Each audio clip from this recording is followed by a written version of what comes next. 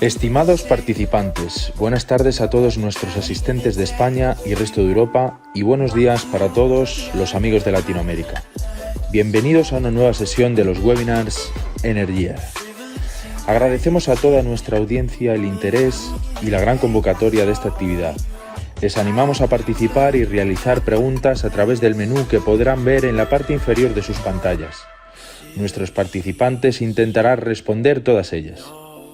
Pueden estar informados de todos nuestros webinars y de todos nuestros eventos con sus nuevas fechas a través de nuestra página web www.energyart.com. Les animamos a seguirnos en nuestros perfiles de redes sociales para conocer todas las novedades y noticias de interés al momento. Dejamos ya la palabra al moderador de la sesión, que se encargará de presentar a los participantes y guiar el debate. Muchas gracias y buen webinar.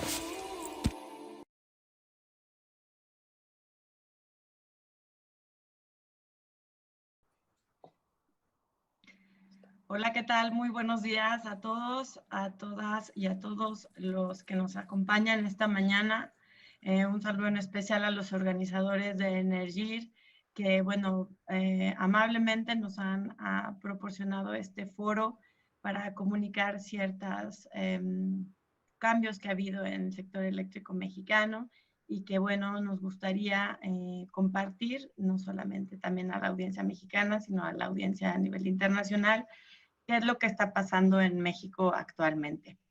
Yo me presento, soy Patricia Tato, soy vicepresidenta de ATA Renewables. Nosotros somos consultores independientes de energías renovables y hemos venido acompañando a México desde antes de su apertura con la nueva ley energética hasta este momento, y nos da mucho gusto poder también acompañar a asociaciones muy importantes en este país que también vienen a darnos su punto de vista y que, bueno, al reunirnos trataremos de desenmarañar la nueva legislación y las implicaciones jurídicas que tendrán también de cara a los nuevos proyectos, a proyectos que ya existen, a todos los inversionistas que están involucrados en este mercado y, bueno, cuáles serían también las implicaciones a nivel internacional.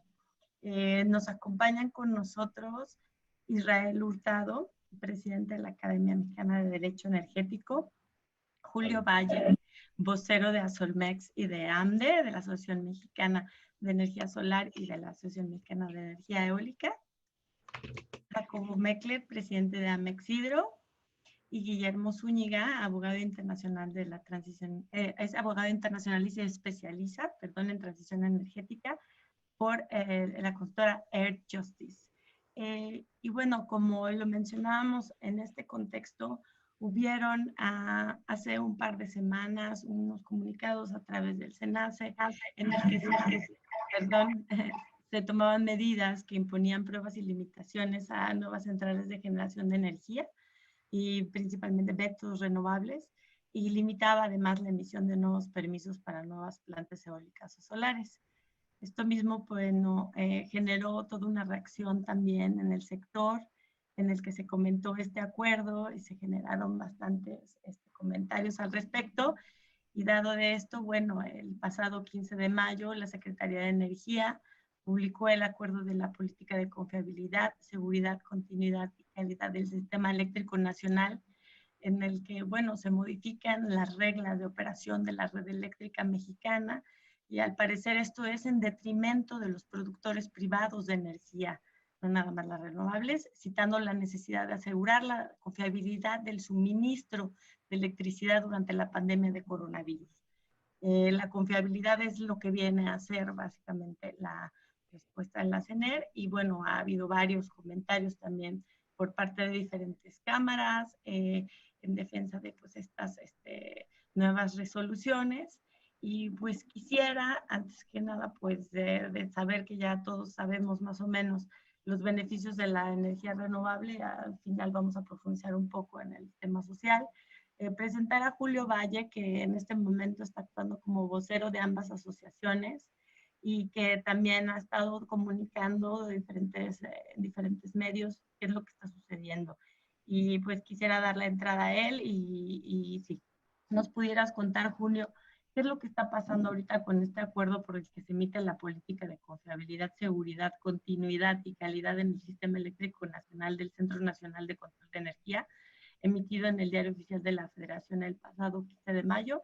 ¿Y cómo afectaría esto al sector eléctrico? Y abrimos la conversación para dar mesa a nuestros expertos. Muchas gracias. Hola Patricia, hola a todos.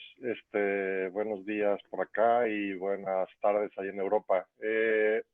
Pues el acuerdo publicado por la Secretaría de Energía, ¿no? Sucede a aquel que hace un par de semanas también emitió el SENACE y que claramente se trata de eventos distintos, ¿no? Ha generado confusión en muchos de nosotros, ¿no? Y en muchos medios de comunicación, pero se trata de eventos distintos que van en la misma dirección, ¿no? Están igualmente motivados en un tema ideológico y ambos ponen de pretexto a la pandemia para implementar medidas y barreras y restricciones de acceso a las tecnologías renovables, particularmente a la eólica y a la solar, y generar una serie bueno, una introducción de una serie de atribuciones y facultades adicionales a estas autoridades, tanto a CENER como a CENACE, que no están previstas en el marco legal. Entonces, hay impactos tanto de fondo como de forma, que seguramente podremos platicar un poco más adelante. Claramente que ambos son preocupantes para el sector, ¿no? Generan impactos que considero en tres niveles que son muy importantes, ¿no? Primero, generan mucha incertidumbre por la manera en la que el marco jurídico se está violentando y que a partir de acuerdos administrativos se está tratando de tomar el marco jurídico del sector. Esto claramente ahuyenta a la inversión, ¿no? Espanta a los inversionistas y va en contra de la competencia misma del propio sector, ¿no? En un siguiente layer y en una siguiente capa, digamos, de impactos, vemos los que podría tener directamente a las empresas que participan en el sector. Bueno, no solo a las empresas y a los consumidores, en general a los participantes. Y en este sentido, primero, al introducir barreras de entrada a tecnologías renovables, tanto en gran escala como en generación distribuida, pone en riesgo futuros proyectos que pudieran en algún momento más adelante plantearse para entrar a operar, pero también presenta restricciones para ya proyectos que se encuentran hoy en operación. Entonces, es una medida que claramente deja ver un aire de retroactividad, lo cual no está permitido de acuerdo a nuestro marco legal y evidentemente también atenta contra la competencia por la introducción de variables arbitrarias adicionales, como pudieran ser reservas incrementales definidas por la autoridad y plantas de carácter estratégico, que una vez definidas lo que estarían haciendo es operando fuera del ambiente de competencia y evidentemente reduciendo el mercado, la competencia en perjuicio del producto final y evidentemente de los consumidores. Lo cual me lleva a la siguiente capa de impacto, ¿no? Que es qué sucede con los consumidores. Al final, todo esto, los platos rotos de todo esto, los vamos a acabar pagando todos nosotros, ¿no? Los consumidores residenciales, comerciales, pymes, medianas empresas, industria, gran industria, son los que finalmente van a tener que acabar pagando todo esto, ¿no? El introducir combustibles más costosos a partir de este tipo de medidas arbitrarias va a generar no solo incrementos en el costo de generación y muy probablemente en las tarifas eléctricas, sino también va a tener afectaciones e impactos que van más allá de lo económico y entran en términos de la salud pública, ¿no? Como todos sabemos, la calidad del tipo de combustibles pesados que está buscando introducir la CFE nuevamente en varias de las centrales que históricamente utilizaban ese combustible y que en muchos casos llevaron a estrictas normas de calidad del aire y ambientales para proteger a la ciudadanía, se están viendo violentados a partir de este marco, digamos, de emergencia en donde solo se le echa la culpa a unas tecnologías con una serie de argumentos que ni siquiera corresponden a esta. y no se está viendo por la salud de todos los ciudadanos, ¿no? Sobre todo ante las circunstancias extremas que estamos viviendo, ¿no? De una pandemia que es particularmente grave para la gente que padece de enfermedades cardiorrespiratorias, y que el añadir volúmenes significativos de SOXes, NOXes, partículas suspendidas, evidentemente agrava la situación, vuelve más propensos a quienes están enfermos de alguna cosa de contagiarse, y a los que están enfermos hace más difícil su recuperación. Entonces, creo que ya hemos escuchado recientemente comentarios muy puntuales de personalidades del sector hablando de los impactos potenciales que estas medidas tienen, ¿no? Y particularmente recuerdo el ejemplo que mencionaba de la central termoeléctrica de Tula, que pudiendo consumir gas natural, está quemando combustóleo de alto azufre que producen en la refinería vecina. Y el impacto potencial que tiene esta medida es de cerca de 14,000 muertes prematuras al año por los temas de calidad de aire. Entonces, el problema, digamos, es grave en todos los sentidos. Esto ha detonado la preocupación de una gama muy amplia de actores e interlocutores locales, como las empresas, evidentemente, que estamos en el sector, las asociaciones, cámaras industriales que representan a grandes consumidores, representaciones diplomáticas de México, bueno, de otros países en México, que claramente tratan de reflejar no solo la preocupación de empresas cuyas sus matrices están allá, sino también del gran número de accionistas, de fondos de inversión que cuentan con capital norteamericano, europeo, asiático, mexicano, que están siendo afectados o potencialmente afectados por una medida de esta naturaleza, ¿no? Creo que la situación, en resumen, es bastante grave, ¿no? La petición del Consejo Coordinador Empresarial del que somos parte ha sido muy clara, ¿no? El gobierno puede detener esto, debiera detener esto, tiene las capacidades y las facultades para desistirse de seguir tratando de alterar el orden jurídico por la vía administrativa, y las empresas y la industria pues están defendiendo también como el marco jurídico lo establece, ¿no? A través de buscar en las leyes y en los tratados internacionales los mecanismos de conciliación y de defensa de derechos que permitan asegurar que los derechos universales de los mexicanos, ¿no? Y los derechos a la propiedad privada y a la competencia no sean violentados. Muchas gracias, y precisamente, bueno, nos llama también mucho la atención a nosotros, independientemente como ciudadanos, que esta medida viene a darse justo cuando estamos en una pandemia y cuando todos estamos adentro de nuestras casas vulnerables y no sabemos en realidad qué es lo que está pasando y si en verdad esto nos va a generar un problema respiratorio más adelante, ¿no? Quisiera, Julio, si pudiéramos regresar contigo y hablar ahora con Israel, que ha estado él también dentro de la CREI, tiene bastante experiencia en temas de regulación. Si nos puede comentar un poco acerca de, a grandes rasgos, de qué contiene este acuerdo y cuáles serían como los principales impactos que difieren entre la LIE y este acuerdo, y cuáles serían, pues básicamente, legalmente, si esto es posible o cómo se podría más o menos interpretar. Muchas gracias, Isra. Sí, cómo no. Buenos días a todos.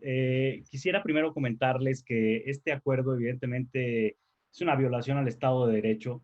Es particularmente grave, dado que lo hacen justamente, como decías, en el momento de la pandemia, y utilizan como pretexto la pandemia para llevar a cabo estos acuerdos, porque nada más fue uno, ¿no? Fue el primer acuerdo del SENACE y posteriormente el acuerdo de la CENER.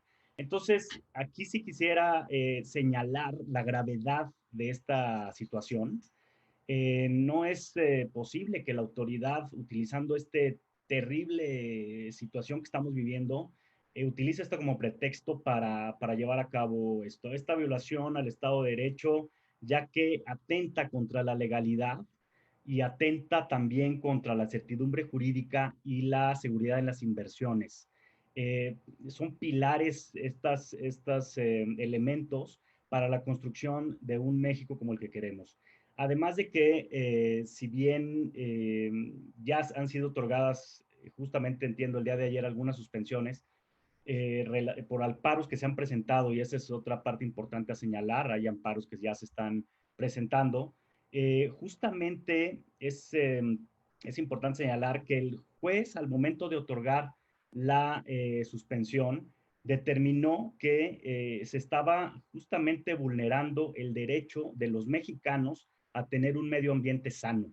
Y eso creo que hay que enfatizarlo y señalarlo de todas las maneras posibles, dado que pues no es posible que justamente los que nos tienen que cuidar y los que tienen que emitir políticas públicas que permitan el desarrollo sano de los mexicanos, finalmente sean los mismos que están tomando este tipo de decisiones. Ya todas las empresas y las principales asociaciones de medio ambiente y de energía de México se han pronunciado, y es muy preocupante que no es la primera acción que realiza el gobierno para afectar justamente el desarrollo armónico y el desarrollo eficiente del mercado eléctrico mexicano y en términos generales del sector energético.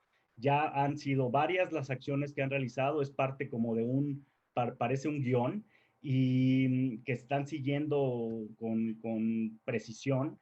Y también es importante señalar, para no extenderme demasiado, es importante señalar que parece que no estamos en un Estado de Derecho, sino estamos, al parecer, en un derecho del Estado. Gracias, Pati. Muchas gracias, Isra. ¿Tú podrías considerar que se ha violado el procedimiento de impacto regulatorio de CONAMER respecto de la publicación del acuerdo de CNE y esta coincidencia que resulta justo cuando el titular de la CONAMER renuncia? ¿Y nos puedes contar un poco de esto al respecto para que se enteren los demás que están fuera? Sí, cómo no, claro que sí. Bueno, para empezar también señalar que al momento que se emiten los acuerdos tanto del SENACE como de CENER, pues prácticamente borran a la Comisión Reguladora de Energía, la cual es la que tendría que conocer de estos temas de la regulación, y parece que no están modificando la Constitución para modificar el tema energético en México, pero sí lo están haciendo a través de pequeñas, digamos, regulaciones que tienen un gran impacto. Son pequeñas nada más porque no llegan a nivel de ley, no están modificando la ley de la industria eléctrica, no están modificando la Constitución, no están modificando la ley de transición energética, pero sí están modificando en la práctica la regulación que permite la operación del mercado eléctrico mexicano. Y también, bueno, pues como todos sabemos, para llevar a cabo un proyecto de estos, un cambio en la modificación en alguna regulación que tenga algún impacto, ya sea para los participantes del mercado o para la sociedad en general, porque esto puede traer impactos también para la gente, para las personas incluso que, por ejemplo, puedan poner paneles de techos en su casa, o pueden poner, o que tenga o consumidores o usuarios finales. Todas estas acciones que han hecho pueden tener un impacto no nada más en las empresas generadoras, sino también en toda la cadena, pues, de usuarios de energía en México. El viernes pasado fue algo sorpresivo, mandan querían publicar este acuerdo de CENER en el DOF, en el Diario Oficial de la Federación, para que tenga validez legal. Finalmente, el Diario Oficial de la Federación les pide el análisis de impacto regulatorio, no lo tenían, y entonces lo mandan a la Comisión Nacional de Mejora Regulatoria, y ahí pues algo sucede que justamente el comisionado nacional de Mejora Regulatoria, César Emiliano Hernández, renuncia al cargo. Lo que se estima es que no estuvo de acuerdo en el procedimiento que querían realizar, porque este tema sí tiene impactos tanto ambientales, económicos, como de otra naturaleza, y entonces renuncia al cargo. Y sucede una extensión de análisis de impacto regulatorio la más rápida en la historia. Jamás había sucedido un análisis tan rápido. Emiten un dictamen, lo mandan al Diario Oficial de la Federación y es publicado el mismo día que es enviado a la CONAMER. Eso es totalmente inaudito y totalmente inaceptable, porque dejó en estado de indefensión a todos, a los ciudadanos, a las empresas, a todos los participantes, de poder dar su opinión y decir que en dónde no están de acuerdo o que tiene impactos en su operación en su desarrollo. Creo que eso es uno de los temas que habrá que analizar después con más calma, porque también de un solo golpe no solo eliminan a la Comisión Reguladora de Energía, sino también a la Comisión Nacional de Mejora Regulatoria. Ya, entonces eso pues está debilitando algunas instituciones y reforzando otras de manera inequitativa para el mercado. Así es. Ya, y es un poco dando un seguimiento a un pliego que se envió de CFE, que era un pliego petitorio en el que venían ciertas medidas a accionar por la supuesta falta de equilibrio que había en la empresa productiva del Estado versus los privados, ¿no? Es un tema ahí que también se está dando mucho vueltas, en lo que pues también queríamos como mencionar que nadie está en contra de que la CFE sea una mejor empresa y recupere sus finanzas. Pero pues bueno, también es como un parte, esto no sabemos que no viene de la resolución de la CFE, sino de la Secretaría de Energía, y pues entonces estamos viendo a ver cómo nos ayudamos todos, ¿no? Quisiera ahorita brincarme otra vez para comentar con Jacobo Meckler, que él también está por la parte de la Asociación de Amexhidro y también es desarrollador de diferentes tipos de proyectos, no nada más solares o eólicos, y que ha participado en el Sistema Eléctrico Nacional desde hace muchísimos años con su empresa, ha hecho grandes obras también de infraestructura en este país y me imagino que también ha sido socio de CFE.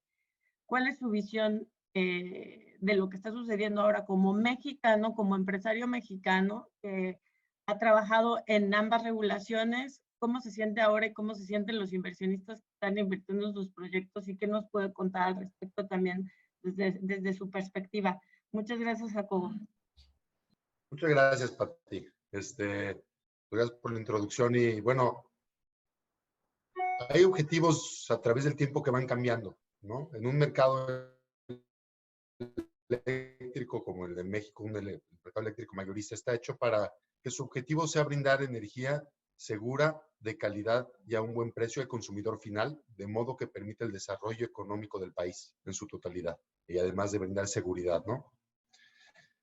El objetivo actual del gobierno es, y ha sido muy enfático y muy claro en esto, es fortalecer las empresas de Pemex y de la Comisión Federal de Electricidad.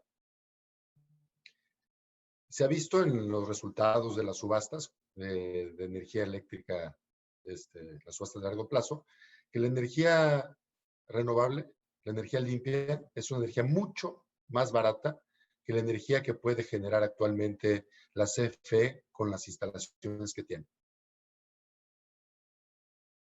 Y para poder fortalecer a una empresa que no puede generar barato, el único resultado que yo veo es que tendremos que limitar la entrada de los particulares para que la empresa productiva del Estado pueda vender caro.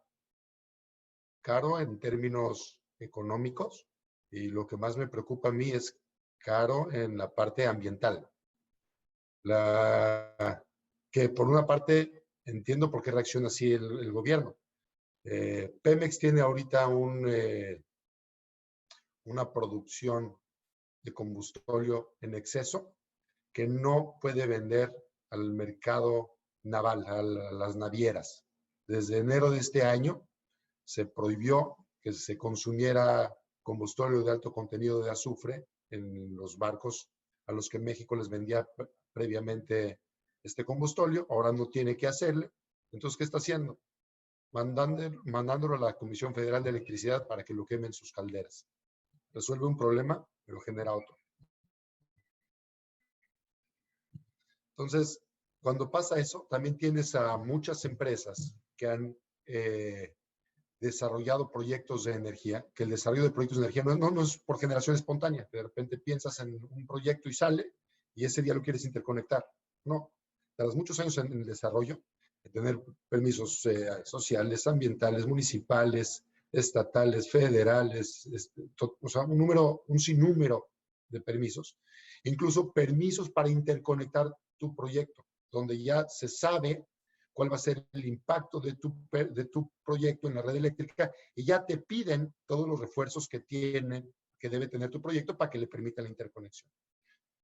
Históricamente, los que desarrollamos proyectos en México sabemos que no basta nada más con poner la parte de generación, sino que para interconectar cualquier proyecto de energía, y es más, y para conectarse cualquier usuario final de energía, de grandes usuarios, les hacen poner las subestaciones eléctricas, y les hacen poner cuestiones de seguridad, de comunicaciones, de protecciones, para poder continuar teniendo un sistema eléctrico seguro.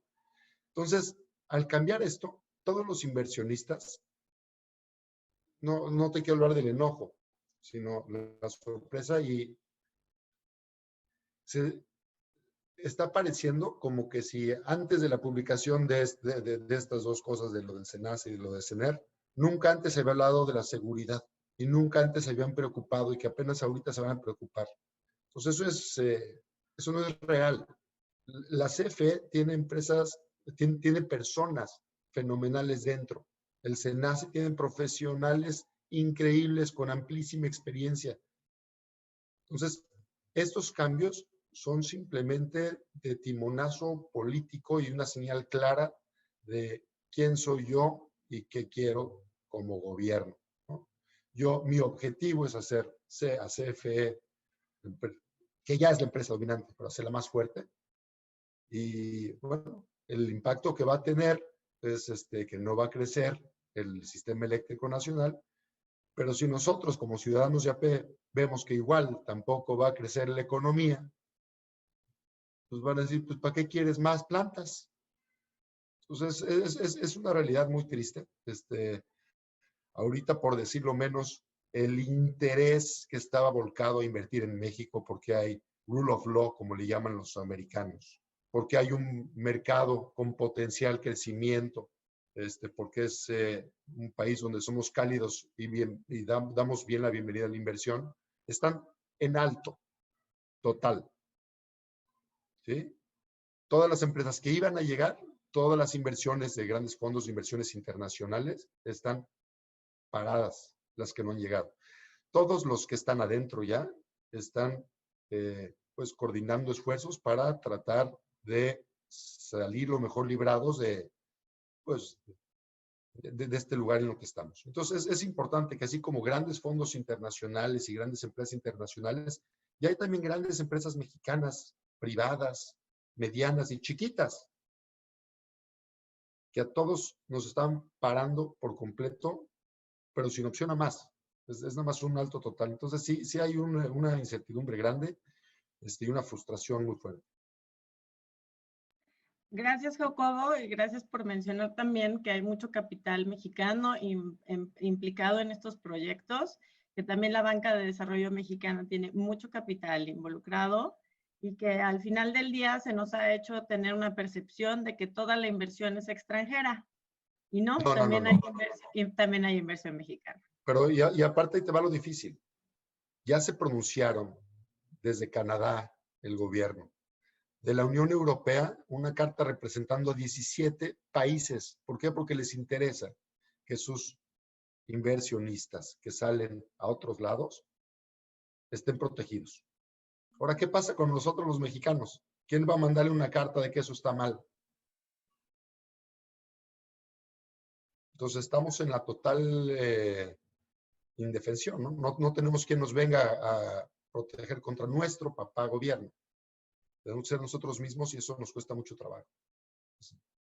Sí, hemos visto bastante participación de las organizaciones también no gubernamentales.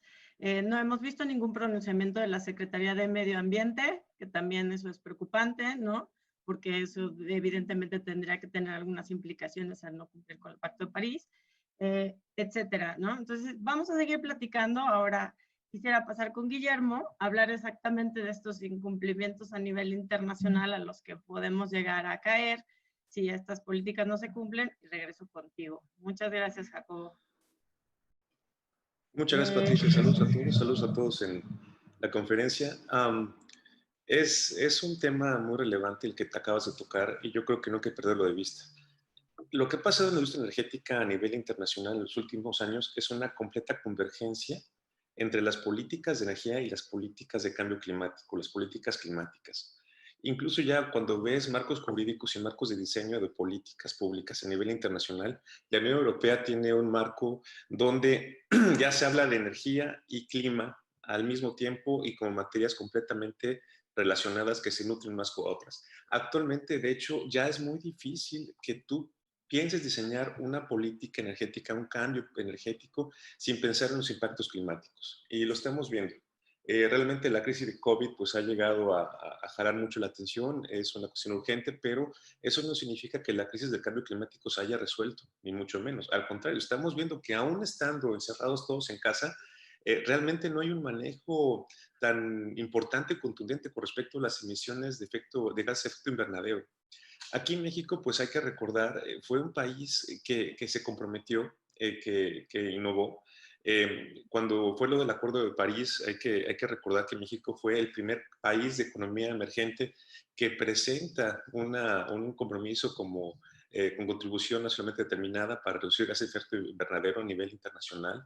Ese compromiso se refleja en una de las primeras leyes a nivel internacional, la Ley General de Cambio Climático, y se ponen metas muy claras con respecto a lo que queríamos hacer. En particular, se pone un compromiso no vinculante, perdón, no condicionado, vinculante, para reducir en 22% la emisión de gases de efecto invernadero para el año 2024.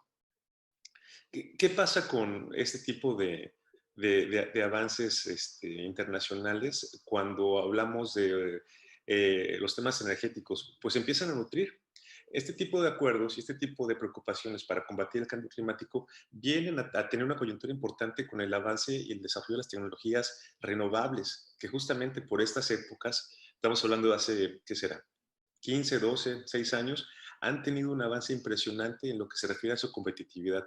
Hay una consultora que se llama Lazard que hace una estimación muy buena del avance de los costos nivelados de energía, y vemos que las energías fósiles, la más competitiva, que es el ciclo combinado con base en gas natural, en 10 años ha tenido reducciones por ahí del 39-40%, mientras la eólica presenta una reducción de costos en ese mismo periodo del 70% y la solar arriba del 82% y sigue bajando. De hecho, las perspectivas de la solar por el avance tecnológico siguen siendo impresionantes. Ya estamos hablando de que en muchas partes del mundo tenemos precios de $15 el megawatt hora, y no solamente en subasta, sino solamente precio del mercado. Y se habla de que en 2030 vamos a tener el $10 el megawatt hora. Es una cuestión impresionante, pero que viene a nutrir la preocupación del cambio climático. Porque nos da una herramienta para atenderlo.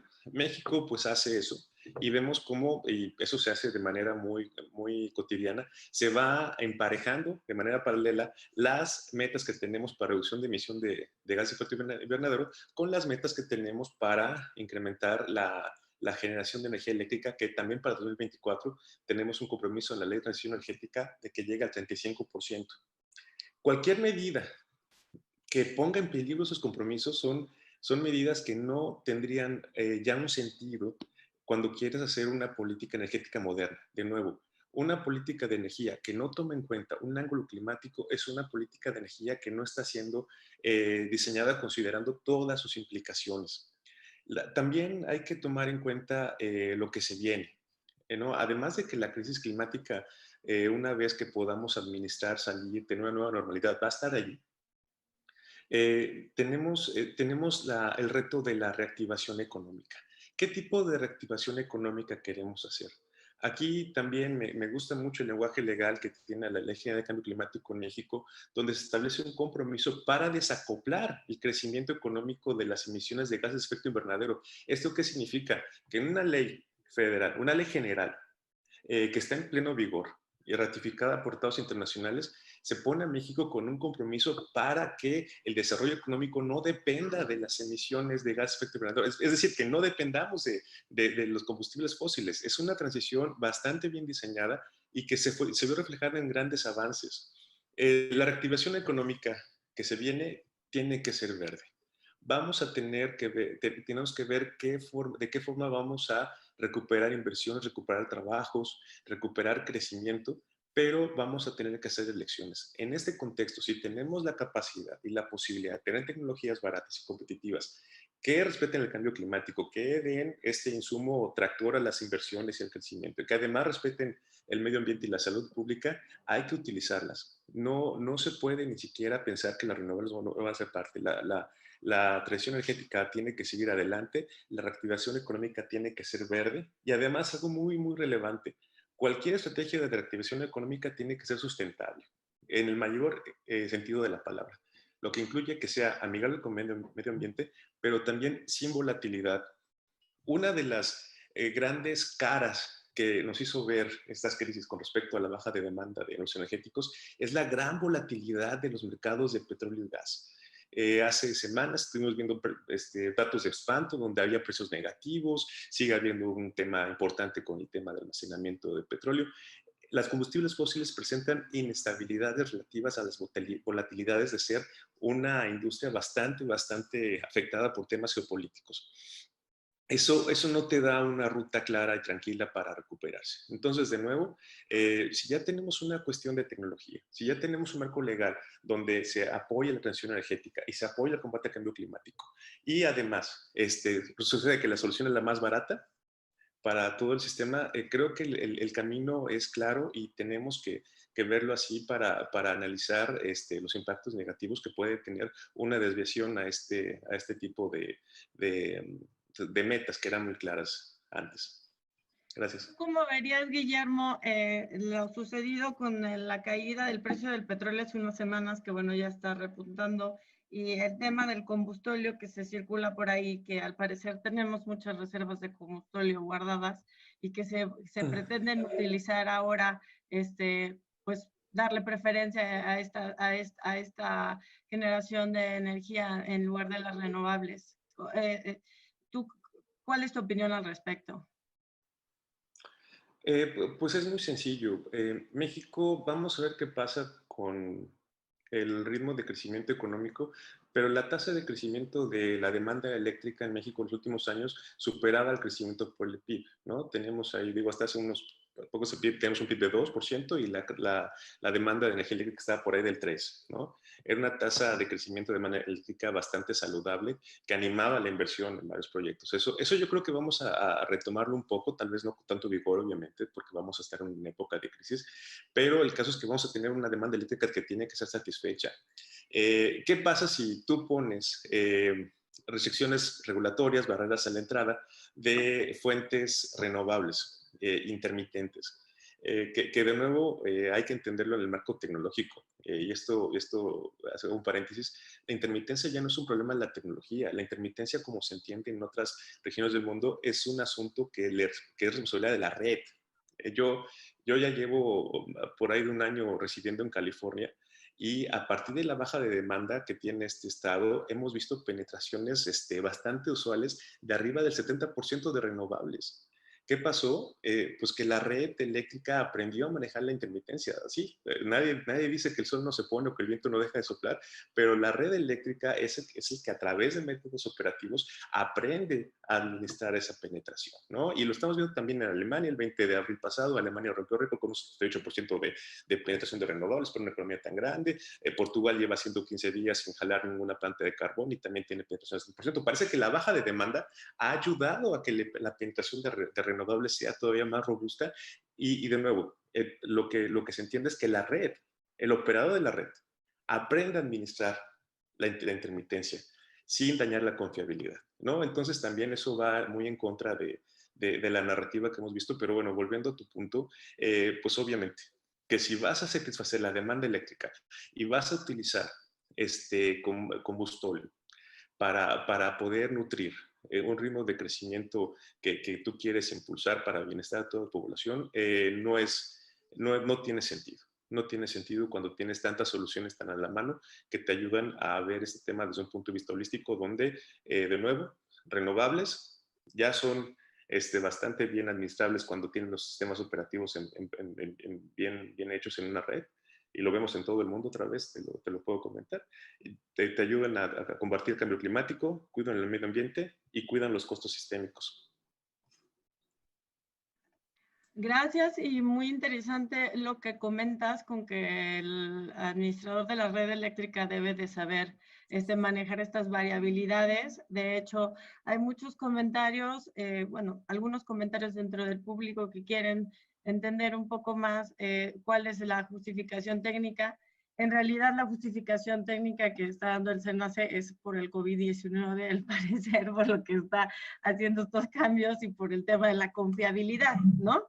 Que la confiabilidad pues es algo que me gustaría que pudiéramos desenmarañar, porque es un término que lo están utilizando para muchísimas cosas, ¿no? Y para dar una potestad al Estado de pues, ir contra muchos ordenamientos. Entonces, me gustaría si Julio nos pudiera comentar acerca de cuáles estos temas técnicos que están argumentando. Nosotros, por ejemplo, como ingenieros independientes, no le vemos ningún problema en temas de código de red. A nivel internacional hemos analizado muchísimas situaciones similares y creemos que con un sistema robusto se puede combatir estas variabilidades, y vemos que más que nada aquí no es un tema de los proyectos que no estén blindados, sino es un tema de la red de transmisión que al parecer carece de ciertos actualizaciones. Pero quisiera, si Julio nos puedes hablar un poco más respecto del tema técnico que se está argumentando. Muchas gracias.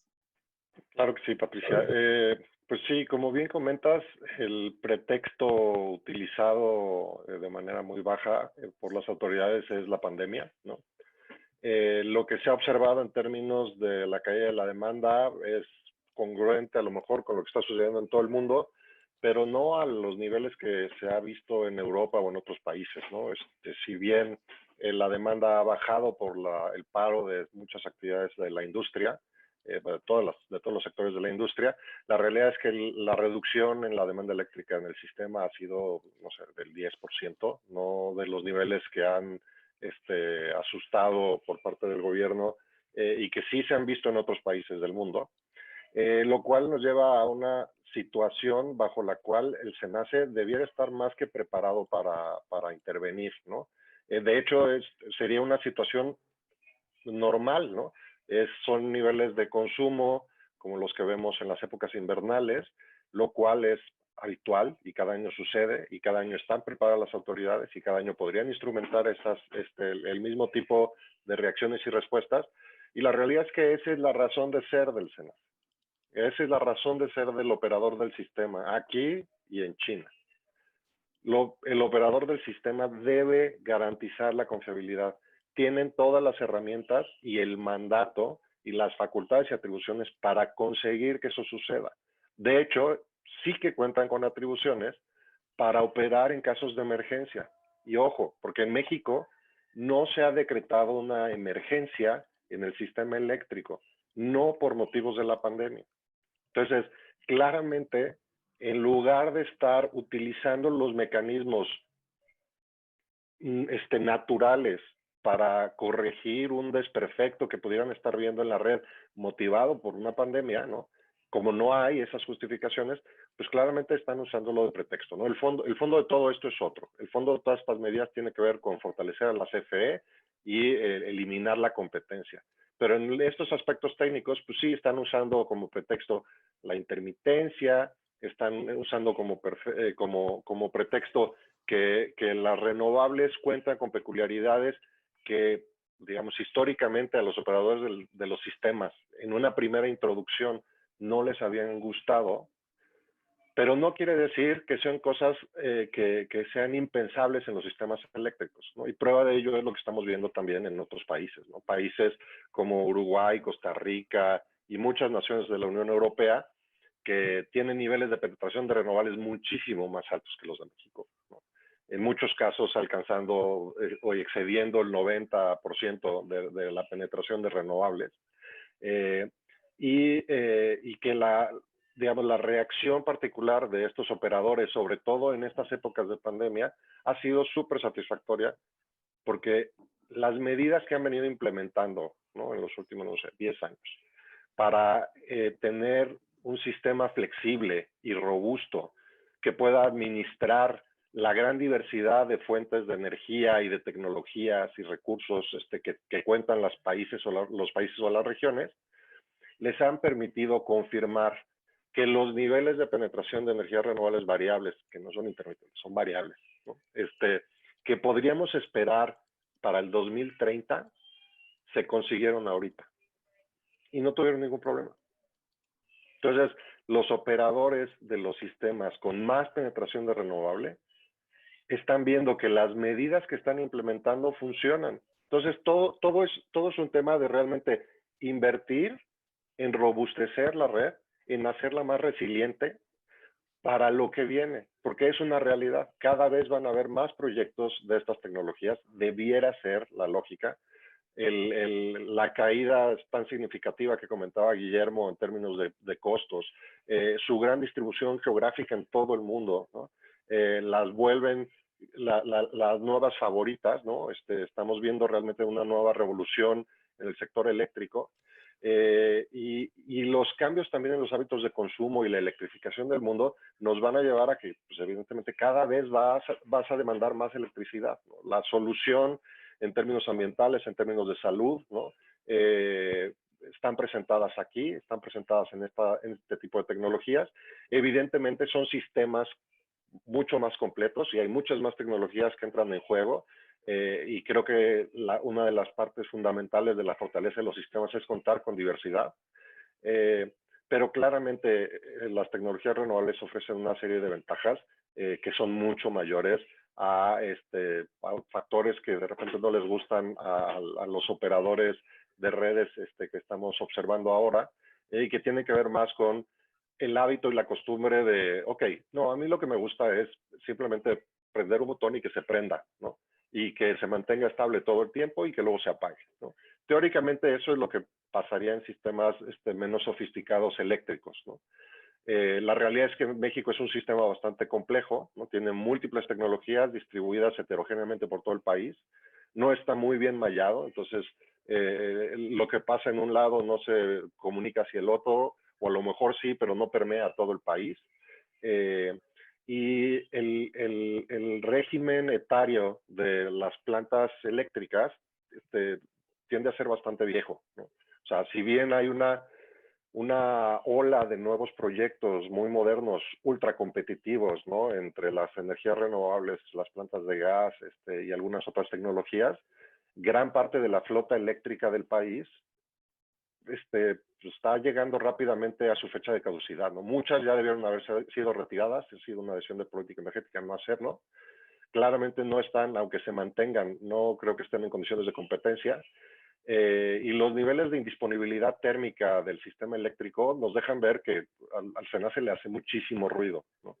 Esta es una situación que genera un problema real en la red diario, ¿no? Y no tiene que ver con las renovables, tiene que ver con que las plantas eléctricas que no son bien mantenidas y cuya calidad de combustibles no es la adecuada, presentan fallas constantes, presentan indisponibilidades constantes, y el volumen de oferta que queda colgada en un hilo evidentemente agrava el problema que está tratando de atender el gobierno, que es ese cuestionamiento de la reserva operativa, pero que no es atribuible específicamente a las renovables. Todas las tecnologías tienen variabilidad, ¿no? Esa es una realidad. Lo que pasa es que las tecnologías renovables son muy pronosticables, y eso también es una fortaleza, ¿no? Seguramente, Pati, tú puedes comentar algo más al respecto, pero la realidad es que los niveles de precisión que se alcanzan para predecir, ¿no? Cuánto viento vas a tener con un nivel de certidumbre altísimo, han ido evolucionando también muchísimo en el tiempo. Dependen de buena información y buena calidad de data, como todos este tipo de modelos, pero la realidad es que es tan fácil confirmar cuánto viento vas a tener en un día, que no sé, que el nivel de combustible que tienes en el tanque esperando afuera de una planta termoeléctrica, ¿no? Pero la diferencia sí está en que la composición de estos parques, ¿no? La serie de circuitos y de cantidad de equipos que están conectados en una planta no te llevan a una desconexión total del sistema si hay una falla puntual, como sí sucedería cuando estás viendo plantas con una gigantesca unidad de generación o 2 gigantescas unidades de generación, donde si algo falla, te provoca un colapso gigantesco, ¿no? En términos de confiabilidad. Claramente las pruebas de las plantas renovables no debieran ser un reto, no lo han sido para el SENACE. El SENACE cuenta con gente súper capaz para atender este tipo de temas. Y realmente las plantas termoeléctricas generan muchísimo más ruido en términos de pruebas para el operador de la red, porque el volumen de cada unidad cuando entra a pruebas es muchísimo más grande. Entonces, todos sabemos que los riesgos en pruebas son más altos, porque al final pues eso es una prueba, estás tratando de ver que todo funciona como debería. Entonces, si falla una planta, una unidad de 250 megawatts o 300 megawatts cuando lo estás probando, pues genera un hueco bien importante, ¿no? Entonces, ahí sí que podría justificar medidas puntuales y no creo que debieran ser discriminatorias de una tecnología, sino de la capacidad que se está tratando de probar en un sitio, ¿no? Sobre todo cuando representa cierto porcentaje de la demanda, no sé, ¿no? O sea, hay maneras técnicas de acotar eso. Hay reglas claras de cómo podríamos discutir todos los participantes del mercado junto con el SENACE, resolver los retos que ellos están viendo y atender también los retos que nosotros estamos viendo y atender evidentemente los retos que los consumidores ven y los transportistas, etcétera. No se están haciendo, ¿no? Lamentablemente la instrucción del gobierno de no participar en ninguno de estos foros consultivos ha permeado en que hoy por hoy pues, no existan. Hemos estado insistiendo al SENACE y a la CRE que son vehículos bien importantes y muy necesarios, y técnicamente el SENACE sabe que eso lo necesitan también ellos. O sea, el código de red y las normas del sector son vehículos vivos y que tienen que estarse actualizando constantemente. Y la realidad es que sin ellos el sistema en sí está discapacitado. Creo que hay muchas justificaciones técnicas que no tienen lugar en esta discusión que está iniciando la Secretaría de Energía. No son discusiones políticas, son discusiones técnicas y tendrían que caer en esa arena, ¿no? Pero lamentablemente pues mantienen a las autoridades del sector limitadas para poder ejercer en plenitud sus funciones y sus atribuciones para continuar ese proceso de mejora continua de las reglas como debiera. Gracias, Julio, y gracias por puntualizar esto. Ya alguien del público también nos había comentado por qué no se les invita a estos foros. Nosotros desde que iniciamos hemos invitado a todas las autoridades a los foros que constantemente organizamos en diferentes áreas de energía renovable y pues hemos ido, pocas veces han asistido y no es una cuestión que nosotros podamos controlar cuando organizamos este tipo de webinars. Quien atiende y que no tratamos de traer a los mejores expertos en el tema. Y por otro lado, pues también otra cosa que llevamos ya tanto pues, todo el sector eléctrico compartiendo ha sido la licitación de las líneas de transmisión que en el sexenio pasado se hicieron, luego ya no se hicieron y en la constante administración, pues al no tenerlo, pues se refieren a las administraciones pasadas de que no se han hecho esos arreglos. ¿Hay alguna propuesta por parte de la Secretaría de Energía o acercamiento de cómo va a ser ese financiamiento de líneas o hay algún plan dentro del mismo PRODECEN que actualizaron? Si va a haber obra y cómo va a ser la participación de privados o el gobierno se los piensa echar ellos a pulmón, ellos solitos, va a haber líneas de transmisión o no. ¿Cómo lo están percibiendo también ustedes? Pues mira, de parte de las asociaciones, y creo que varios de los que estamos aquí lo podemos responder de esa misma manera, el acceso a la Secretaría de Energía es inexistente. Si bien coincidimos de repente en algunos foros y paneles, la apertura al diálogo es prácticamente nula. No así con otras autoridades de gobierno con las que hemos hablado y les hemos propuesto cómo realmente fortalecer al sector en conjunto y cómo ayudar al Estado mexicano a seguir complementando los esfuerzos e inversiones en las áreas estratégicas, en donde claramente vemos que estamos cojeando todos como país. Ha habido buena apertura, evidentemente son temas que requieren todavía de regulación, ¿no? Si bien está previsto, por ejemplo, la inversión privada, ¿no? Bajo un estricto control del gobierno en la actividad de transmisión, es un vehículo que no está probado como tal, ¿no? la ley lo prevé, la Constitución lo prevé, pero esto depende de que la Secretaría de Energía promueva instrumentos jurídicos que aclaren cómo se podría llevar a cabo esto. Contamos con el visto bueno de varias otras autoridades en este sentido. Es un plan muy lógico y muy congruente, sobre todo ante las claras restricciones presupuestales que tiene la CFE y la baja capacidad de inversión que tiene y seguramente tendrá hacia adelante con la situación que estamos viendo en el país. Y la clara declaratoria de la Comisión de que no quieren invertir en líneas de transmisión porque dicen que se las robamos, ¿no? Que les robamos el espacio de transmisión. Entonces, la realidad es que de nuevo, caemos en una discusión que se sale totalmente de lo técnico, cae en la ideología y es bien difícil tratar de convencer a las autoridades que están centrando todas sus decisiones en ese tipo de argumentos. Son sólidos, son robustos, y claramente que en el momento que haya una apertura, seguramente que hay muchas opciones y alternativas para desembotellar la red, apoyar al SENACE para que el sistema cuente con las herramientas que se requieren, y las atribuciones a lo mejor y las propias software o capacidades que ven que los limitan para desempeñar sus funciones en todo su esplendor. Y estaremos dispuestos y atentos, ¿no?, a que estas situaciones sucedan y promoviendo ese diálogo técnico como lo hemos hecho toda la vida, ¿no? Creo que hay dos mundos, como lo estamos viendo en esta administración. Está esa capa política que es prácticamente inaccesible, y luego está la capa operativa, ¿no?, a todos los niveles en todas las empresas, en donde claramente se puede trabajar, se colabora, hay coordinación, ¿no? Hay coordinación con CFE, hay coordinación con el SENACE, hay diálogos abiertos a nivel técnico entre todas las instancias públicas y privadas. Eso es una realidad que sigue operando.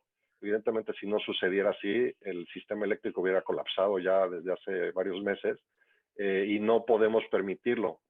Evidentemente las autoridades no lo quieren, pero nosotros tampoco, ¿no? O sea, mientras el sistema sea fuerte, mientras CFE sea robusto en las cosas que hace, ¿no?, y en las cosas que hace bien, todos vamos a tener un mejor sistema y todos vamos a tener una mejor capacidad.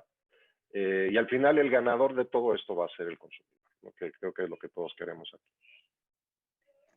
Gracias, Julio, gracias por la explicación. Estamos tratando de, bueno, yo filtrar también algunas preguntas que serán también al final y de ser totalmente transparentes con la información que nosotros aquí estamos compartiendo con el público en general.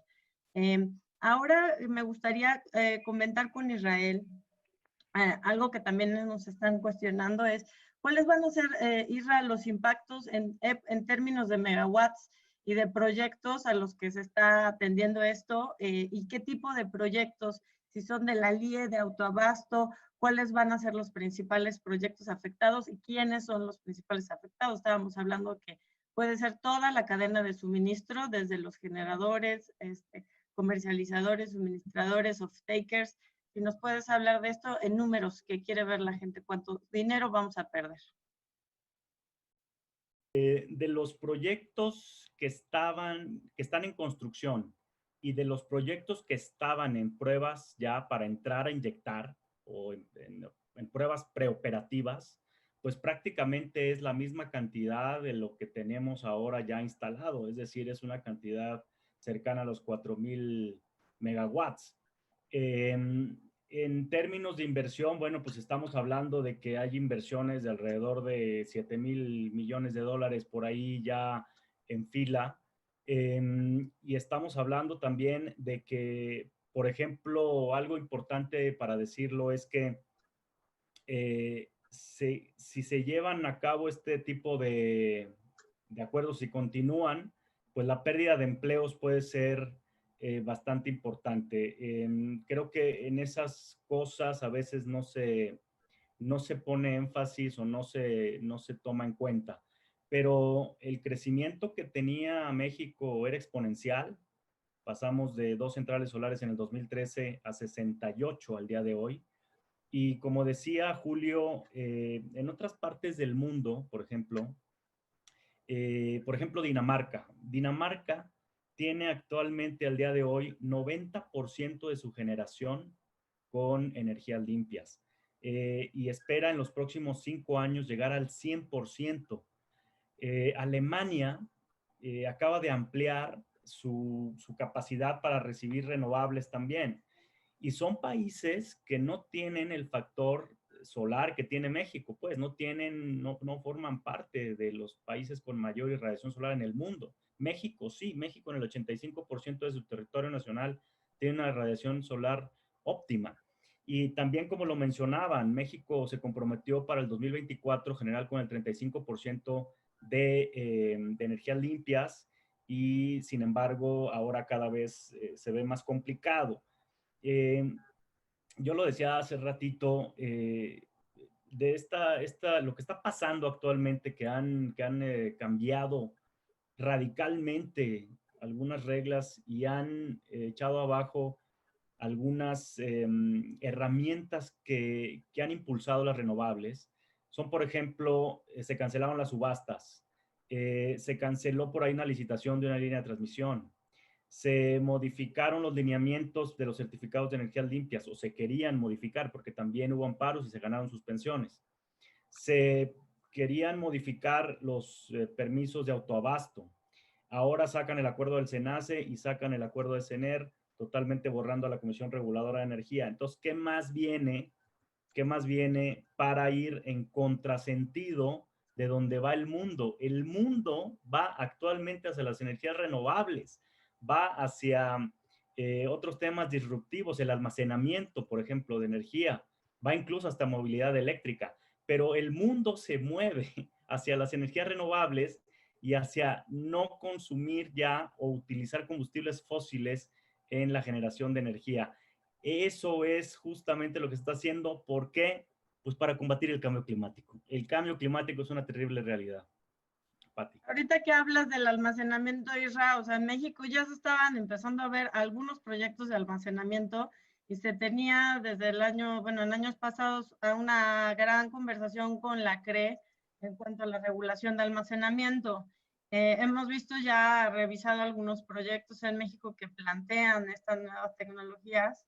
Inclusive ya en Chile están hablando de hidrógeno, ¿no? O sea, nosotros parece que estamos hablando de los 60s, pero bueno, en fin, dado esto, ¿cómo ve, o sea, cuáles son los planes de almacenamiento? Tampoco vemos planes de almacenamiento en esta actual administración. Bueno, sobre todo no de las, digamos, del organismo público, ¿no?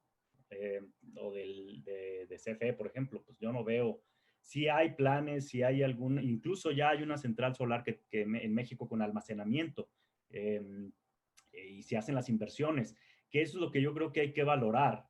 Inversionistas nacionales y extranjeros vienen al país, le apuestan al país, confían en las reglas del país y son cantidades, como ya lo decíamos hace ratito, el CSE, por ejemplo, haciendo un análisis más amplio de la afectación en toda la cadena, digamos, de valor del sector eléctrico mexicano, que puede llegar hasta consumidores, usuarios finales, comercializadores, suministradores, generadores, toda la cadena, lo calcula en 30,000 millones de dólares el impacto.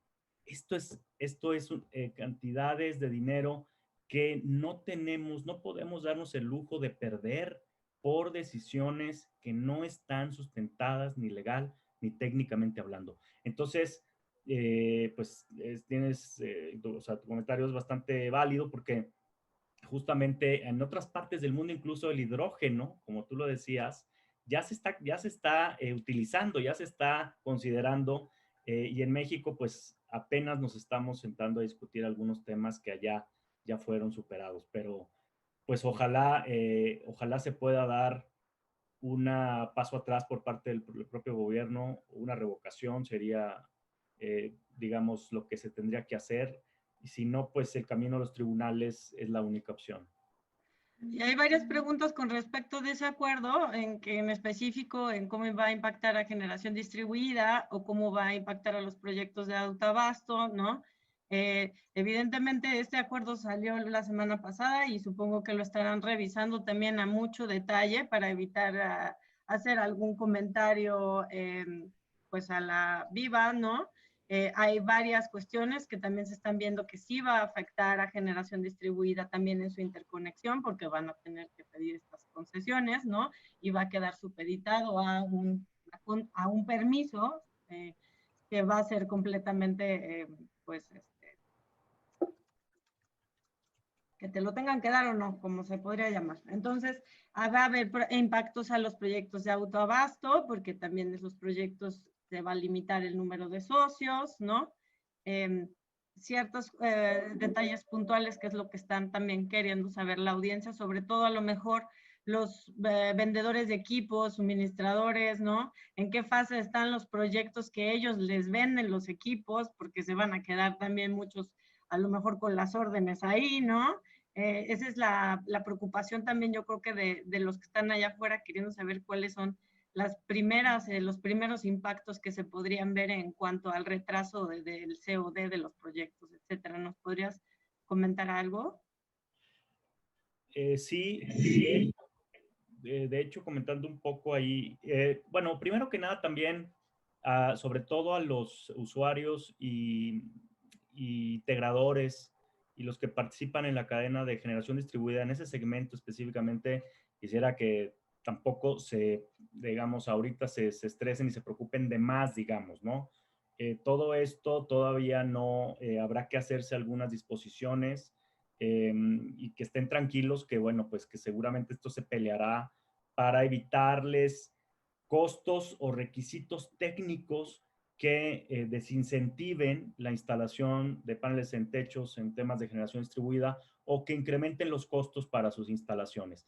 Creo que lo estamos evidentemente comentando, pero justamente me llamaba la atención una parte de esta política que menciona que la incorporación de generación distribuida con energía limpia intermitente, fotovoltaica y eólica debe ser con inversores inteligentes con la capacidad de regular frecuencia y voltaje y equipamiento necesario para monitoreo, comunicación y control desde los centros de control de distribución y SENACE.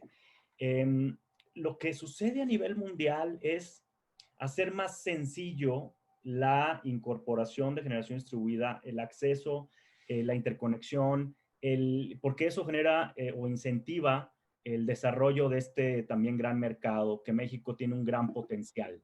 Una de las opciones justamente para desestresar la red es la generación distribuida y los paneles solares pues han caído en su costo un 80% en los últimos 5 años. Imagínense nada más esa gran ventaja.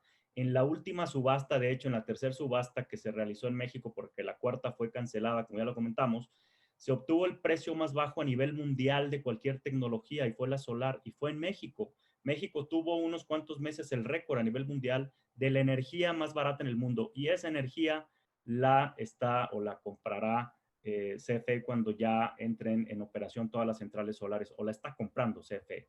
Entonces, y cuando además vemos un gran diferencial con respecto a generación con combustibles fósiles, más o menos andará entre los 120 y 140 dólares el precio promedio de generación de CFE con sus centrales y 20 dólares lo que cuesta generar el megawatt con energía solar, pues hace una diferencial importantísimo que hay que señalar y también pues el impacto en el medio ambiente que tiene generar con combustibles fósiles contra la energía solar que es competitiva y amigable al medio ambiente. Entonces, volviendo un poco a tu pregunta, Pati, básicamente quisiera señalar que sí hay preocupación en el sector de generación distribuida que se incrementen los requisitos técnicos, los costos y demás, pero pues habría que desmenuzar un poco más ahora sí que qué quisieron decir o qué quieren decir en realidad con todo esto, porque algo también grave es que ni siquiera se sientan con la industria para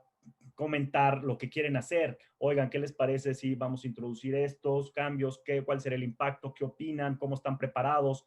¿Cómo les afecta sus inversiones?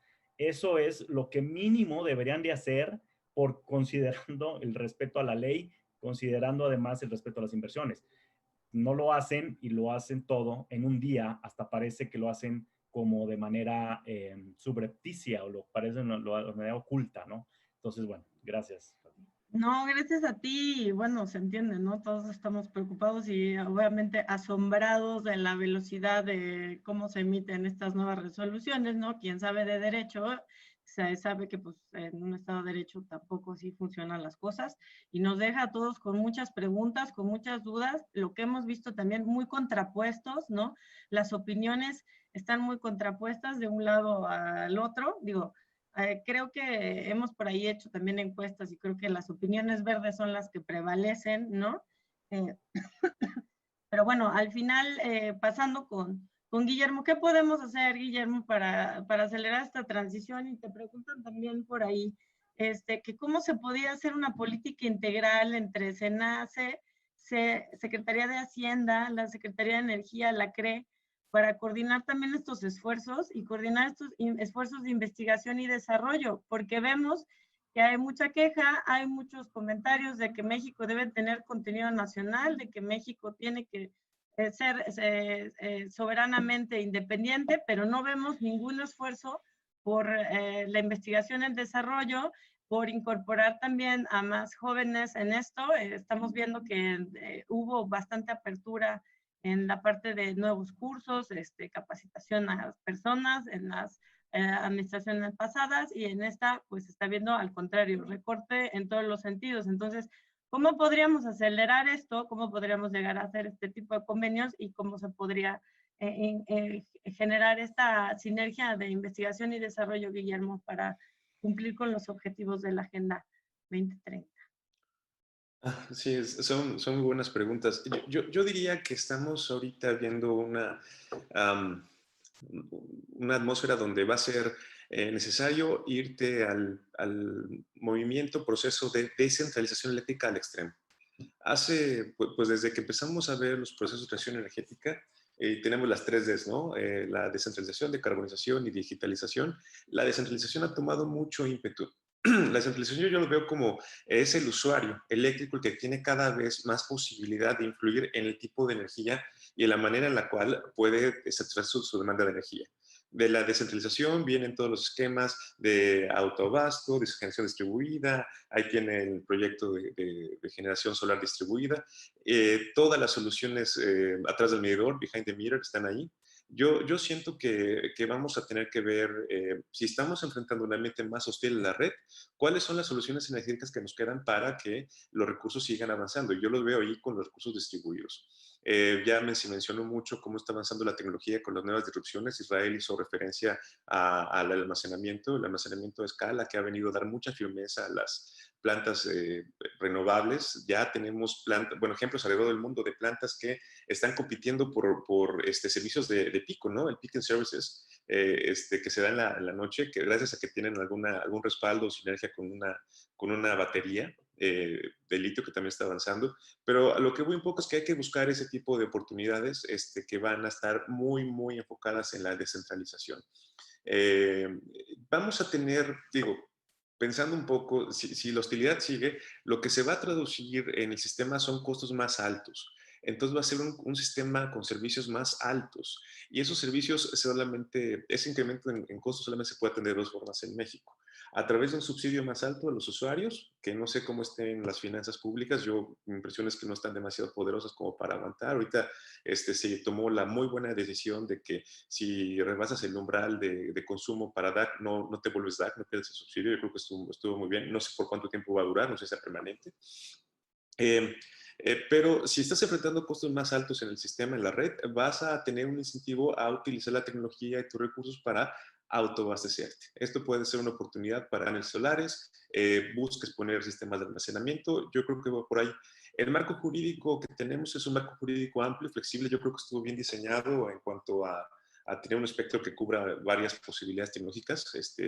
Las mini redes están ahí, soluciones para que tenga sistemas off-grid también. Yo creo que hay que ver soluciones por ahí.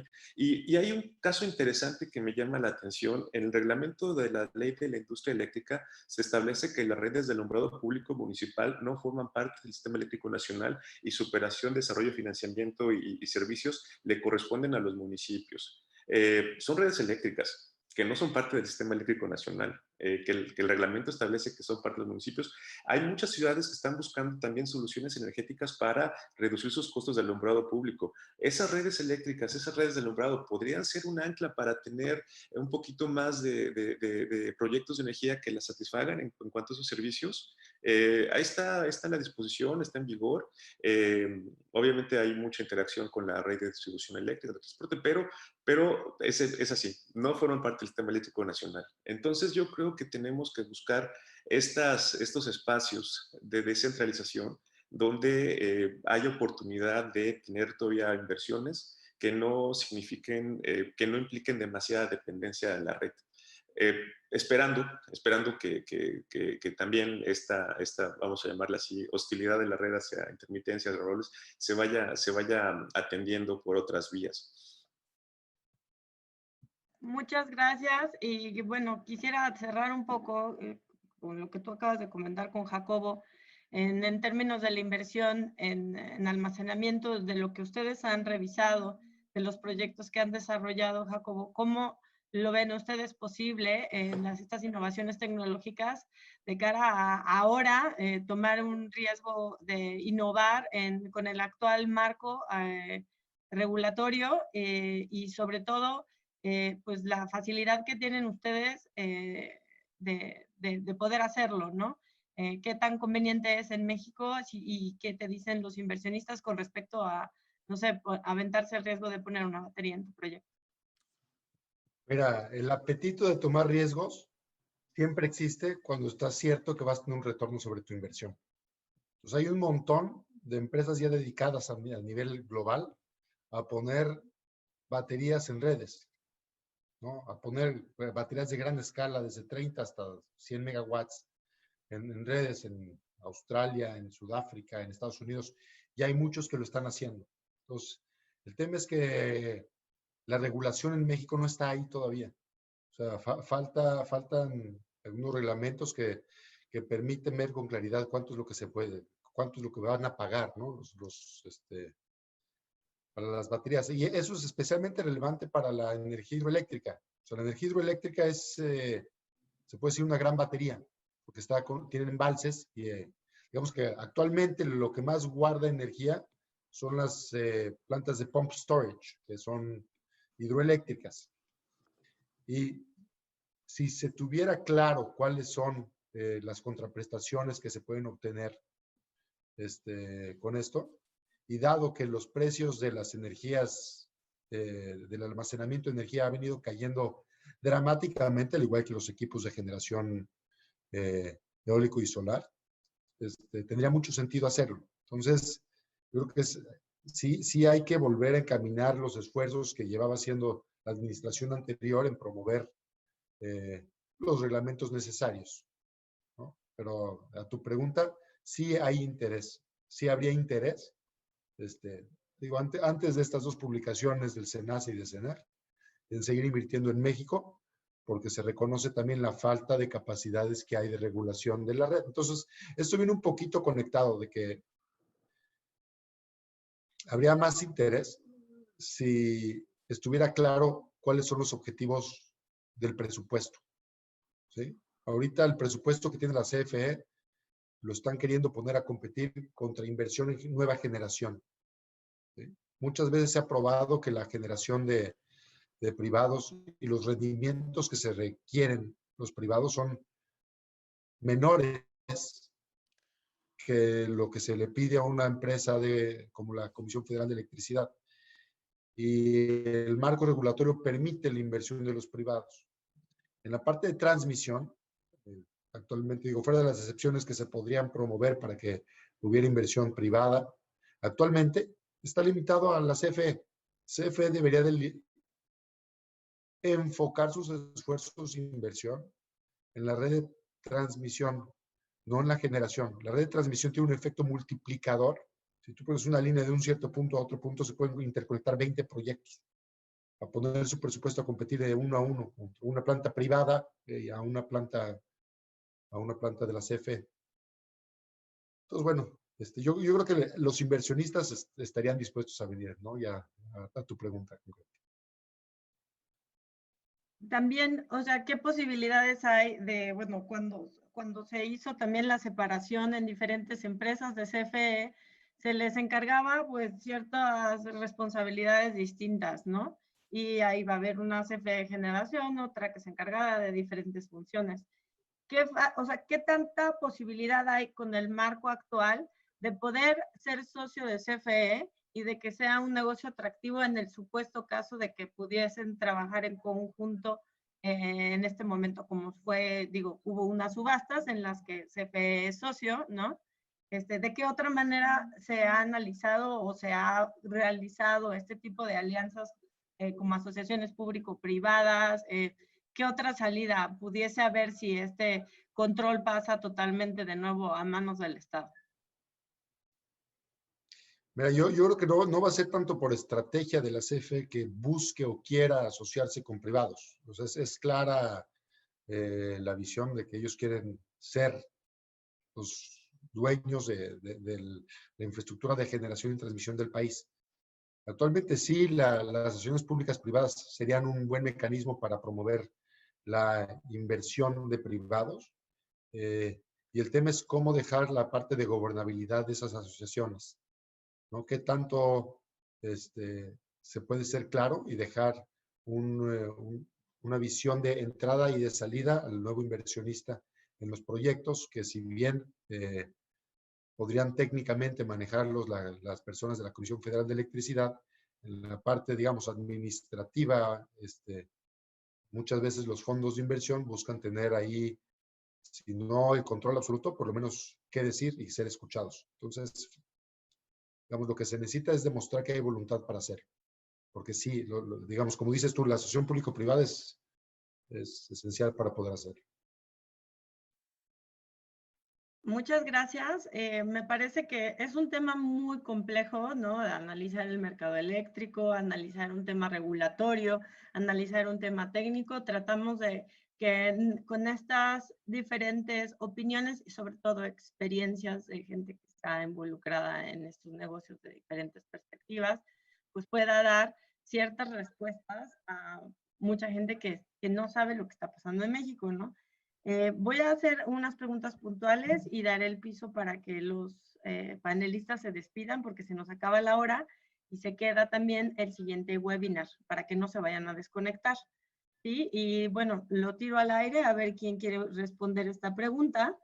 Es una cuestión ya práctica. Proyectos desarrollados.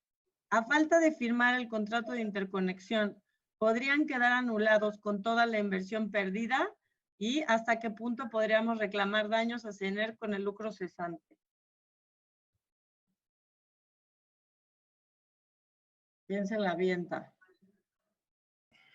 Bueno, pues miren, si quieren comentar, digo, que comento rápidamente. Ciertamente el acuerdo del SENACE impide la entrada de centrales en operación, con lo cual, aunque ya, digamos, estuvieran en pruebas preoperativas, aunque estuvieran ya listos, y sobre todo los que estaban construyendo, que ya venían en fila, digamos, también para entrar, pues sí pueden verse sumamente perjudicados. Yo ahí lo que recomendaría, y bueno, y sí pueden demandar, evidentemente. Lo inicial es presentar un juicio de garantías, un juicio de amparo, para buscar obtener alguna suspensión del provisional y después definitiva del acto reclamado y llevar esto a un juicio el tiempo que esto lleve. Pero sí hay plazos legales que hay que atender a partir de la publicación o de la notificación que se les hizo de acuerdo al SENACE, hablando del acuerdo del SENACE, hay plazos legales que hay que atender. Entonces yo sí les diría a todos que lo más pronto posible busquen digamos, un juicio de garantías. Gracias, Isra. Otra pregunta del público. ¿Creen ustedes que haya una idea de que las renovables y su prioridad en despacho amenaza a la base de clientes en CFE? Que básicamente que CFE sienta que perderá clientes industriales y comerciales y por ello el tipo de medidas administrativas.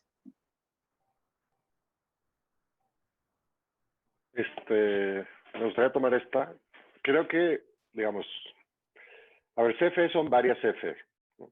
Entonces, evidentemente que haya una matriz con más competidores y más fuentes limpias, ¿no? La cosa que estaba de alguna manera promoviéndose en la subasta, claramente beneficia a CFE, ¿no? CFE Suministro Básico tiene un mejor portafolio, más distribuido, más competitivo, mucho más barato, y tiene una visibilidad de mediano y de largo plazo para tener tarifas más estables. Yo creo que es ese tema, en términos del suministrador, ¿no? Y de cualquier suministrador, es muy, muy favorable que haya más renovables, y no creo que ningún suministrador estaría de acuerdo en empezar a restringir la oferta en este sentido, ¿no? Es atarnos de manos y es generarle sobrecostos a los consumidores finales. Ahora, por el otro lado está la cachucha de CFE Generación. CFE Generación no ha invertido en las tecnologías adecuadas en el volumen que requiere y evidentemente no ha retirado las plantas con las que ya no puede competir. Entonces, en esa necesidad de aferrarse a la idea del mercado y de ser la empresa grande en el sector eléctrico en México, están ocasionando que sus peticiones ocasionen lo que estamos viendo, ¿no? Violentar el marco regulatorio, el marco jurídico, atentar contra la competencia en el mercado, ¿no? La realidad es que todo el mundo quisiera un CFE fuerte y eficiente en toda su cadena, ¿no? Todas las CFEs deberían ser fuertes. Pero para ser fuerte a CFE Generación, al igual que todas las CFEs, pues necesitas invertir en ellas, necesitas gente capacitada, necesitas gente entrenada, necesitas tecnología de punta. Y lamentablemente no lo han hecho en el volumen que quieren, ¿no? Evidentemente tienen restricciones presupuestarias muy fuertes en ese sentido y una limitación ideológica a tratar de explorar estas APPs que ya están disponibles, pero la realidad es que, digamos, o sea, hay dos respuestas para esa pregunta. Hay un CFE de un lado, ¿no? Que dice, no, esto es malo, no queremos nada de esto. Y hay otro CFE que dice, esto está excelente, quiero más de esto, ¿no? Y la realidad es que, digamos, nunca escucharemos a cada uno por separado, siempre se habla solo de un CFE, pero tiene claras ventajas para CFE el que haya más energías renovables en la base, y claramente que hay el otro CFE, el que repudia muchísimo estas tecnologías porque no las tienen. No han querido explotarlas, no han invertido adecuadamente en ellas, han desperdiciado recursos valiosísimos que tienen ahí abandonados en algún lugar en Morelia y en Baja California, en Oaxaca, y que en lugar de posicionarse como el campeón de estas tecnologías para México y para toda la región, pues hoy se vuelven un poco el destructor y la principal amenaza desde el punto de vista de estas opciones. Gracias, Julio. Y bueno, finalmente la gente está preocupada también por los que ya tienen los proyectos en operación, que si esta regulación afecta a proyectos que ya estén en operación actualmente.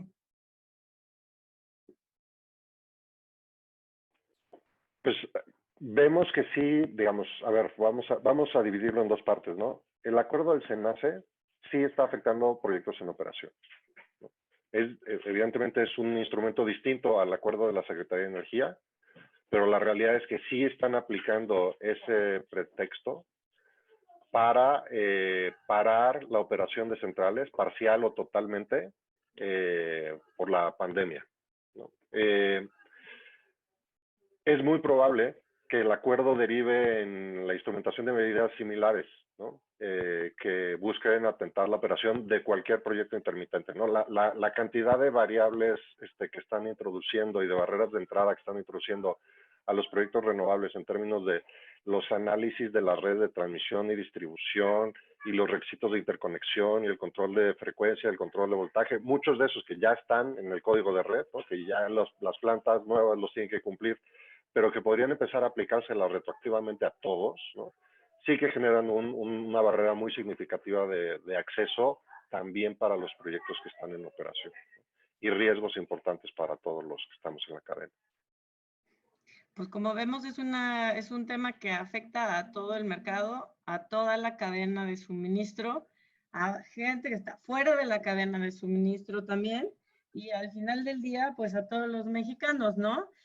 Cabe mencionar, sin dejar de lado, el impacto social que ha tenido las renovables en México, de lo cual se ha incorporado más gente, ¿no? Como lo mencionábamos, sean abiertos centros de investigación o institutos para que también haya más capacitación. Hemos recibido fondos de países extranjeros para que se lleven implementados programas de capacitación, de equidad de género, de diferentes medidas medioambientales. O sea, parece ser que todas las medidas también llegan de fuera, ¿no? ONU Medio Ambiente, la CEPAL, etcétera. Entonces, pues todo este impacto social que al final del día ha sido también bastante controvertido en México con la anterior a la reforma, ¿no? Se ha ido puliendo y modificando y las empresas cada vez más están participando de una manera más activa y positiva con respecto al impacto que tienen en sus comunidades, ¿no?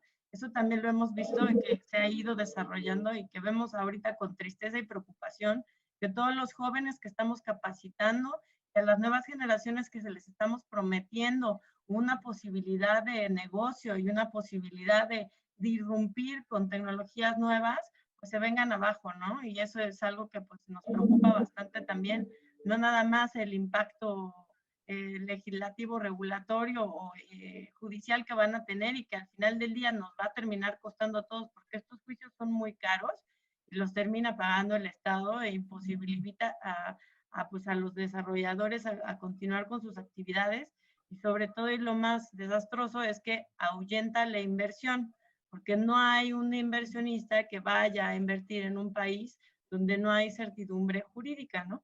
Entonces, pues, si quieren, yo con esta cierro el panel. Si ustedes quisieran agregar algo más, les agradezco muchísimo su tiempo y a toda la audiencia les dejo, lo abro si quieren comentar algo. Gracias. Yo solamente, si me permiten rápidamente, quisiera hacer referencia a una institución que está tomando cartas en este aspecto de tecnología, que es la COFESE. La COFESE, por ejemplo, inició ya su estudio para hacer un reporte del mercado de los CELS, que lo tiene como obligación de la ley de la transición energética. Hay que ver cómo sale ese reporte. Sacó una opinión al respecto del acuerdo del SENACE estableciendo que podía representar barreras a la entrada. Y entonces estamos en un tema que también involucra un aspecto importante de competencia que yo creo que debería explorarse un poco más. A final de cuentas, lo que es la operación del sistema eléctrico es una actividad reservada al Estado, es un área estratégica reservada al Estado donde no hay mercado.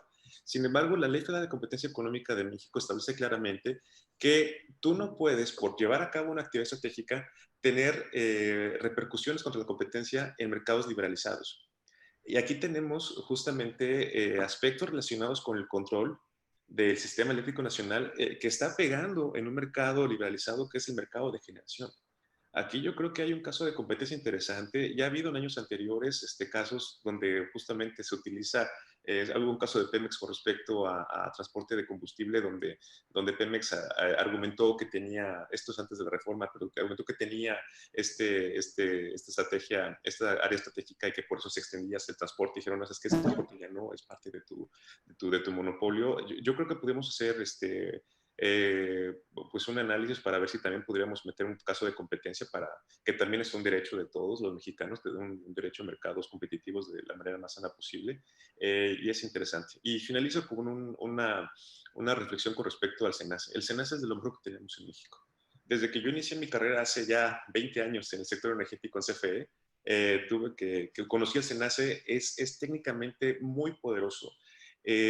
Y tiene capacidades impresionantes. Solamente hay que recordar cuando fue lo de Luz y Fuerza en el 2009. SENACE tomó la administración de la región centro del país en un mes. Sí, no se afectó la confiabilidad. O sea, SENACE tomó 4 estados de la República sin mayor problema de la confiabilidad. Por supuesto que puede administrar la penetración de energías limpias, siguen riesgos a la confiabilidad. De ese tamaño es nuestro operador de red. Entonces yo lo dejo ahí y muchas gracias por la oportunidad. Pues gracias a todos por interesarse en este tema y por su ayuda y apoyo también, que bueno, en este momento lo necesitamos todos. Nos ha venido también en una situación en la que estamos muy vulnerables. Esperamos que todos estén en sus casas y todos sus familiares y todos estén bien, que es lo más importante ahorita para todos los mexicanos, para todas las mexicanas, que estemos en santa paz. Y paso al siguiente webinar, que son es llamado Claves para el futuro del sector renovable mexicano. No se vayan y cuídense mucho. Hasta luego.